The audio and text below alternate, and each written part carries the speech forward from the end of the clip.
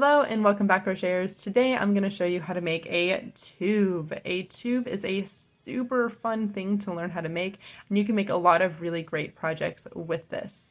You need them to make sleeves for sweaters, you'll need them to make pant legs for pants, you can use them to make coasters for coffee cups, and also to make other things like hats.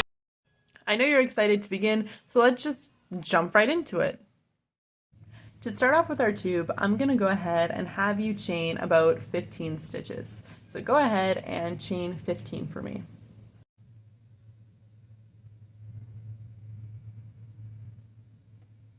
Once you have 15, we are actually going to attach both ends together. If you know how to make friendship bracelets, this is going to be the exact same process. So we are going to attach these using something called a slip stitch.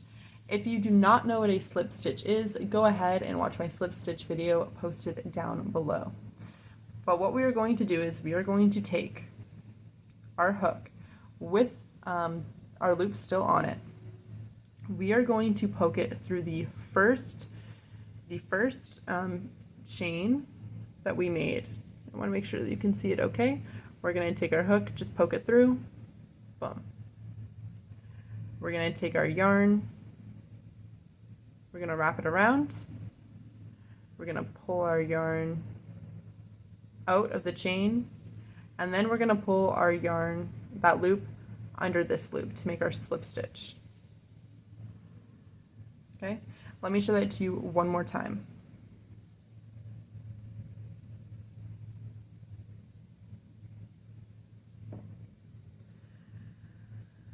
I'm going to take my hook, I'm going to poke it into the first chain that I had made, so right here on the end. So I'm poking it through the chain. I'm going to pull this yarn out of the chain, and now I have 2 loops on my hook. I'm going to pull the first loop under the second loop to finish off my slip stitch. Now I have 1 loop on my hook, and that is how we make our slip stitch. Now what we are going to do is we are going to put a stitch into every chain. For this, let's start by doing a single crochet. But of course, with the tube, you can use any stitch. But I'm going to go ahead and make a single crochet. I'm going to put 1 in each chain, and I'll meet you at the end.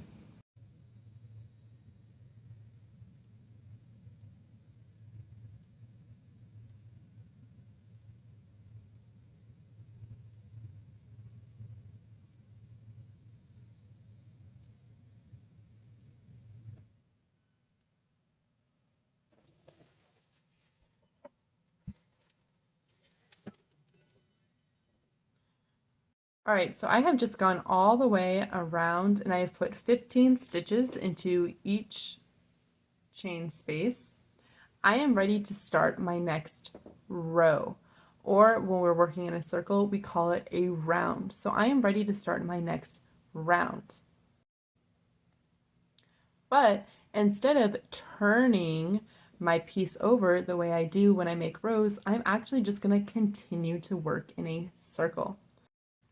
However, when you're working in a circle, it can get very difficult to tell when your round starts and when it ends. So to help us keep track, we are going to use something called a stitch marker. Now a stitch marker marks your stitch, and it's going to mark the first stitch in our round. You can use anything as a stitch marker.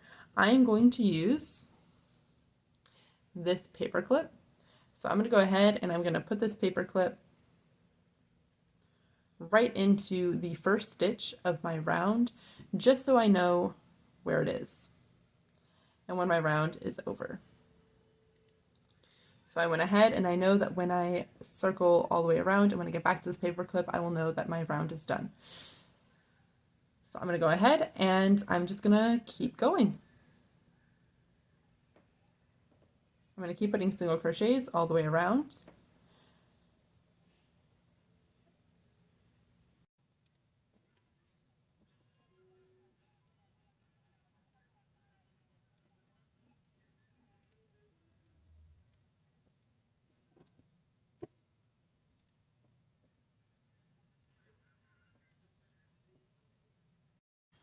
Okay, so I have just gone all the way around again, and I have just come back to my blue stitch marker, and I know that I have just finished that round and I'm ready to start on my next round.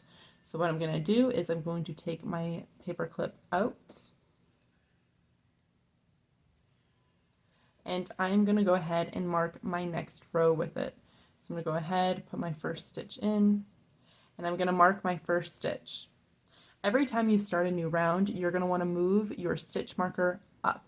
That way you can keep track. If we left it down here, if we made a really, really long tube, it would be very difficult for us to know, well, when did that row start? When did it end? I am having a hard time trying to figure it out. So we're going to go ahead and keep moving this along with us every time we start a new round. So what's great about a tube is that we can just keep going around and around and around and around all the way until we get to a tube that is as long as we want it to be. So let's go ahead and add 5 more rounds to this and see how long we get it. Remember that as we go, keep moving your stitch marker up and up. That way you don't lose track of where your rounds begin or end. So let's go.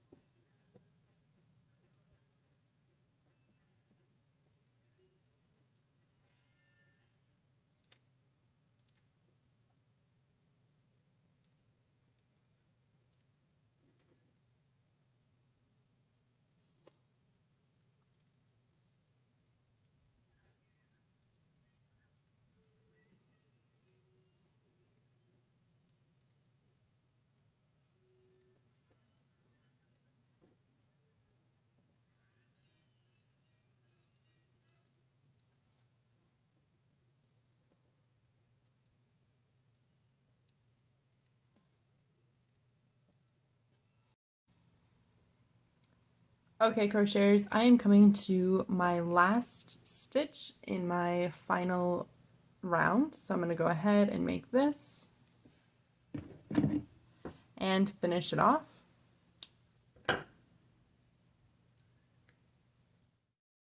Here's my final product, my tube. I hope you noticed that as I was getting to the end of each round, I was moving my stitch marker up to go with me. At one point, I actually dropped my stitch marker and I completely lost my place. I had no idea where I was in my round, so I had to do my best to guess, and that happens. Tubes are a lot of fun to make, and I hope you have a lot of fun with this skill because you can make some pretty great projects. If you're a little confused, just think about it this way. You're making a friendship bracelet, and in each of the chains, you're just adding a single crochet or a half or a double crochet, and you're just stacking them all up on top of each other.